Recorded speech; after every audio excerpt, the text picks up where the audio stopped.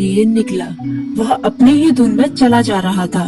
लगता था उसके दिमाग में कोई उलझन है जिसे वह सुलझाने की कोशिश कर रहा था। सड़क पर आगे बढ़ते ही उसके सामने चीकू खरगोश भागा। बबलू का पैर उसके ऊपर पड़ने ही वाला था कि चीकू जोर से चिल्लाया। उसकी आवाज सुनकर बबलू ने अपना पैर पीछे खींच लिया। कहाँ खोए हो बबलू भाई?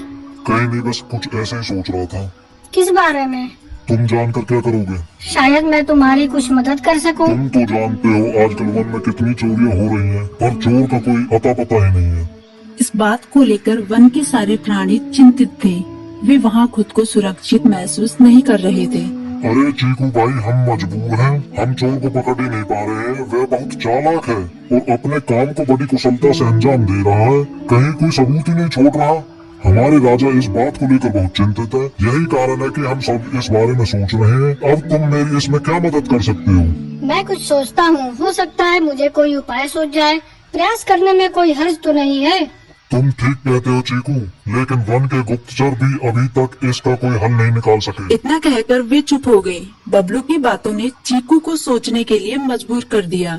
चीकू को उदास देखकर बबलू बोला, तुम अपना मन छोटा मत करो। मुझे अच्छा लगा कि तुमने मेरी परेशानी को समझा। कभी मैं भी इस वन के लिए गुप्तचर का काम करता था। एक बार मेरी टांग टूट जाने से मेरे अंदर फुर्ती नहीं रही। तब से मैंने यह काम छोड़ दिया।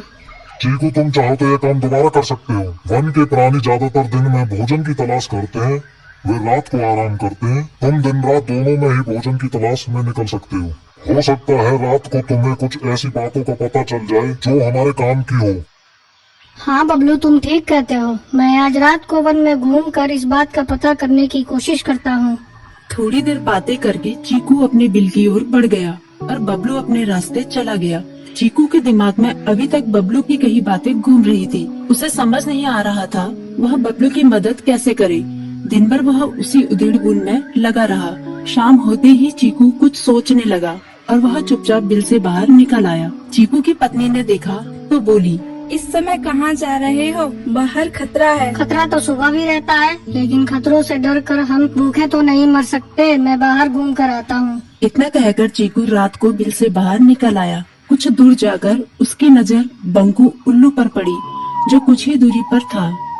वह पेड़ की डाल पर बैठा अपनी गर्दन चारों तरफ घुमा रहा था। वह तेजी से पेड़ की एक डाल से दूसरी डाल पर उड़ रहा था। बंकू की नजर उस पर नहीं पड़ी थी।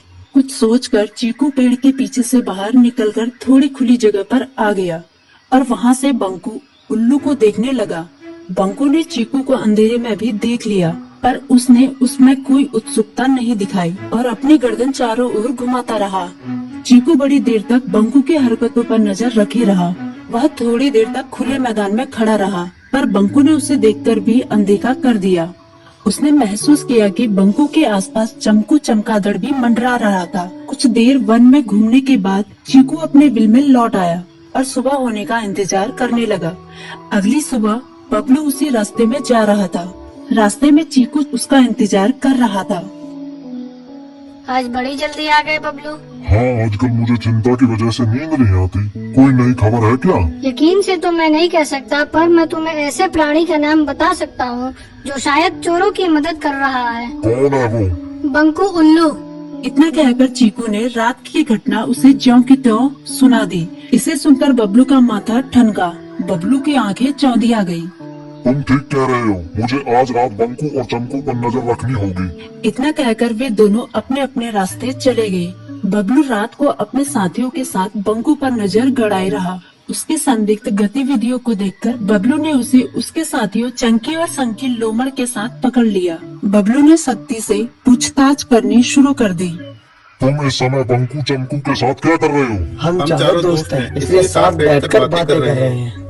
चमगादड़ और उल्लू की दोस्ती तो समझ में आती है, पर लोमड़ के साथ दोस्ती कैसे हो सकती है? सख्ती से पूछने पर दोनों ने अपना जुर्म कबूल कर लिया और सभी चोरियों के बारे में बताया जो उन्होंने कुछ दिन पहले वन में की थी। बबलू ने उनके चोरी का सारा सामान भी बरामद कर लिया। बंकू और चमकू को अभी तक समझ में नहीं आ रहा था कि वो इतनी आसानी से कैसे पकड़ में आ गई।